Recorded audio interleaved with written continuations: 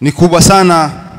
Lau sa'alta afqara rajulin, lau suala hili wamuuliza mtu alokuwa fukara zaidi, wa aghnahum, au suala hili vile vile ukamtupia na ukampatia mtu ambaye kwamba ni tajiri sana, wa adhafahum, mtu yule ambaye kwamba unaimuona katika jamii ni dhaifu sana, ukampatia swala kama hili, wa aqwahum, au swala hili ukampatia mtu ambaye kwamba mwenye nguvu za kisawa sawa, unayemfahamu kwa huyu ni mshupavu, la ajaba kullu wahidin bijawabin mukhtalif. Kila mmoja katika hao tutakao kuuliza, tajiri, kiongozi, mwenye kuongozwa, mfalme, raisi, raia, mdogo, mkubwa, mwanamke, mwanamume, kila mmoja atakuja na majawabu tofauti tofauti, walakinna alhaqa wahid. Napenda wazee wangu na ndugu zangu mnaonisikiliza wafahamisha kuwa anna alhaqa la yatajazza, kila siku haki haigawanyiki, falhaqu wahid, haki kila siku ni moja. Ma huwa hadafu alhaya, suala ambalo kwamba nataka kuuliza, nini lengo la maisha? Walimadha naish, kwa nini sisi tuishi duniani? Hili suala ambalo kwamba ndilo ninataka kuliuliza leo, na nitajaribu kwa kadri ya uwezo wangu kupitia Qur'ani na hadithi za Bwana Mtume na aqwalul ulama, nielezee kwa nini sisi tuishi, tuna malengo gani katika maisha yetu. Fasualu adhim, lan tajidu aljawaba alhaqiqiyya fil filmi wala fil musalsalat. Huwezi kupata jawabu ya suala hili sawa katika filamu au katika series au katika vipindi, wala fi suq, huwezi kulipata katika soko wala vibarazani wala kwenye vikao vya kula mungoka, wala fi shahawati nufus, wala huwezi kulipata jawabu la suala hili katika nafsi ambazo kwamba zina shahwa, bal fi kitabi rabbis samawati wal ardh. Jawabu kwa nini sisi tuishi hakuna pale pengine kokote tutakapo kulipata jawabu lake isipokuwa katika kitabu cha Mola wa mbingu na ardhi. Qala Allah Ta'ala, Mola asema, wama khalaqtul jinna wal insa illa liya'budun, aya 56 katika suratu Dhariyat. Sikuumba mimi mbingu au sikuumba mimi jini au majini, wal insa, sikumuumba mwanadamu wala sikuumba jini, illa liya'budun, isipokuwa kwa ajili ya ibada, pate kuniabudu. Fahadhihi hiya alghayatul uzma, hii ndio matarajiwa na malengo matukufu, alibadatu wal ubudiyya, ibada na kumwabudu Mwenyezi Mungu Subhanahu wa Ta'ala, wal khudhu'u lillahi jalla wa ala, na kumnyenyekea yeye Mola Subhanahu wa Ta'ala. Qala Ta'ala katika surati al-Qiyama, ayahsabu al-insanu an yutraka suda, aje adhania mwanadamu kuwa atawatwa yeye holela holela? Bila shaka mwanadamu, kila mmoja katika sisi, Mwenyezi Mungu Subhanahu wa Ta'ala katu hakumuumba kiholela holela, ay an yutamalan bila ghayatin wala hikma, yani mwanadamu aumbwe bila ya malengo yoyote wala hikma ya aina yoyote. Kalla wallah, haiwezekani kabisa, haiwezekani Mwenyezi Mungu Subhanahu wa Ta'ala kuwa amuumbe huyu mwanadamu bila ya malengo yoyote. Thaniyan, tuingie katika hadithi za Bwana Mtume Muhammad sallallahu rabbi wa salamuhu alayhi. An Sahal bin Sa'd qala Rasulullah sallallahu alayhi wasallam, Sahal bin Sa'd amesema Bwana Mtume Muhammad sallallahu rabbi wa salamuhu alayhi, man kanat ad-dunya hammahu farraqa Allahu alayhi amrahu, yoyote ambaye kwamba atakayekuiweka dunia ndiyo hamu yake kubwa zaidi kushinda jambo lingine lolote, Mwenyezi Mungu atamfanya mambo yake yawe mbange mbake, asijielewe, asisifahamu. Waja'ala faqrahu baina ainaihi, atajalia saa zote ajiona mimi hapa nitakufa fukara. Kila wakati ana wasiwasi kuwa yeye atakufa fukara, ana tabu, ana dhiki, hata kama atamiliki mamilioni ya pesa.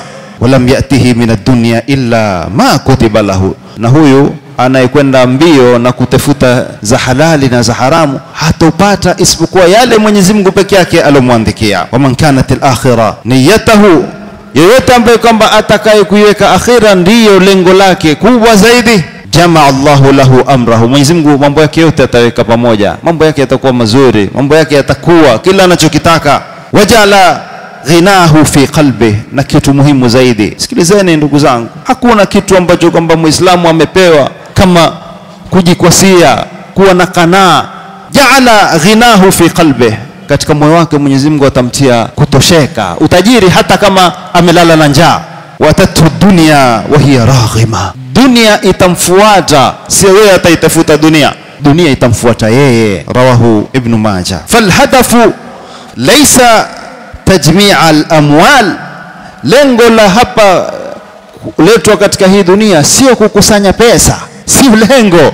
Hatukuja hapa sisi kufanya kazi kama hayawani, tule, tulale, tutumie, tustarehe, tumalize shahwa zetu. La wa alf la, wala alhusulu ala shuhra. Hatukuja hapa kutafuta umaarufu, bal najatul qalbi wal fawzu fil akhirah.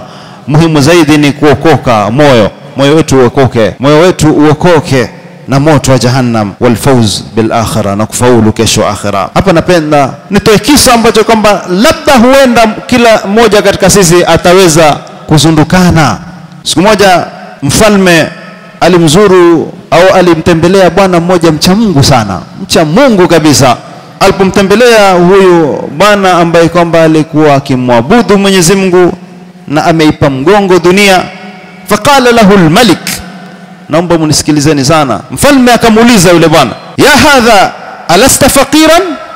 Wewe unaimwabudu Mwenyezi Mungu, wewe ambao kwamba umevaa nguo zilochoka, wewe ambao kwamba hujui ukitoka hapo utakwenda kula lunch ama huli, alasta faqiran? Je, wewe si fukara? Faqala bal anta al-faqir, akamwambia bali wewe ndio fukara. Mfalme amuuliza fukara, je wewe si ni fukara? Ule bwana amjibu amwambia bali wewe ndio fukara. Kala kaifa wa ana al-malik, ambaye vipi wanaambia mimi ni fukara ilhali kwa mimi ni mfalme, nina account ambazo kwamba zina mabilioni ya pesa, nina majumba, ninafanya kazi, nina kila kitu ninachokitaka, nala kwa vile ninavyotaka mimi, si kwa mfuko wangu. Qala li anni amliku al-qanaa, ule maskini amwambia mfalme, kitu ambacho kwamba mimi nimekwambia si maskini bali ni tajiri, kwa sababu mimi nina kanaa. Kila anachompatia Mwenyezi Mungu Subhanahu wa Ta'ala anasema alhamdulillah, namshukuru Mwenyezi Mungu kwa kile anachonipatia. Waridha, utajiri wangu ni kwa sababu mimi nimeridhika na hali yangu, wala si babaiki. Wa anta la tamliku illa at-tam' wal khawf, wewe mfalme kweli una kila kitu, lakini bado ufalme ulionao, badala kwa wewe utakuwa ni mfalme wa Kenya, wataka uwe ni mfalme wa East Africa. Baada ukipewa uwe ni mfalme wa East Africa, utataka uwe ni mfalme wa Afrika nzima. Baada kupewa ufalme wa Afrika mzima, wewe wataka uwe ni mfalme wa dunia nzima. Lakini mimi nafanya kazi yangu, nafanya ibada zangu, na kila ninachokipata namshukuru Mwenyezi Mungu Subhanahu wa Ta'ala. Hii ndio siri ya utajiri. Fafahima al-maliku anna al-hadaf al-haya laysa almal waljah, akafahamu ule mfalme kuwa malengo ya maisha sio pesa. Pesa sio kila kitu, ni sehemu katika maisha. Wala fil arsh, wala malengo si kuwa wewe utaishi katika uongozi, bal fil qurbi min Allah, lengo la maisha ni uwe utakuwa karibu na Mola Subhanahu wa Ta'ala. Ulama watuambia alhayatu alhaqiqiyatu fi hubbillah, maisha ya kweli ni yale ambayo kwamba utaishi katika kumpenda Mola Subhanahu wa Ta'ala, wa fi ma'rifatihi, na kumjua Mola. Fa kullu hayatin duna dhalika hiya mautun fi surati alhaya. Sikiliza maneno mazito, asema maisha yote ambayo kwamba sitaona ni maisha mazuri yasokuwa na Mwenyezi Mungu ni mfano wa maisha, ni mfano. Hiya mautun, hakika yake ni mauti, lakini image yake imekuja ni image ya maisha, lakini ukweli ni mauti. Al-Faqih al-Allama Ash-Shinqiti atuambia katika maneno yake, illam ta'rif limadha khuliqta, ikiwa hujui kwa nini umeumbwa, fasataishu murtabikan, utaishi kila siku umechanganyikiwa, hujielewi, mwisho utakwenda kujinyonga, mwisho utababaika na hii dunia, utaingia katika mambo ambayo kwamba hayafai. Taihan, umepotea, hujielewi, hujifahamu. Kasafinatin tasiru bila qiblatin fi bahrin haij, kama mashua au meli inayotembea bila ya rubani. Kweli itaweza kutembea?